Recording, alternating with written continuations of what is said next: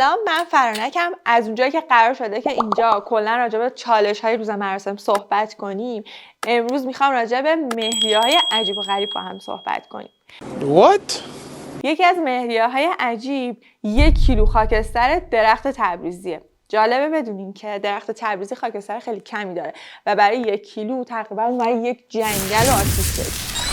دومین مورد حفظ قرآن همراه با معنی و تفسیر به اضافه انگشت حلقه داماد. واقعا چه مهریه عجیبیه. خب اول از همه بهتون بگم که لایک و سابسکرایب یادتون نره و نظراتتون هم برام کامنت کنید. سومین مورد، یکی از عروسا چشمای شوهرش رو مهریه خواسته بوده که خب باید بگم که خانم اشتباه زدی، چون چشم جزء اعضای اصلی بدنه، به تعلق نمیگیره.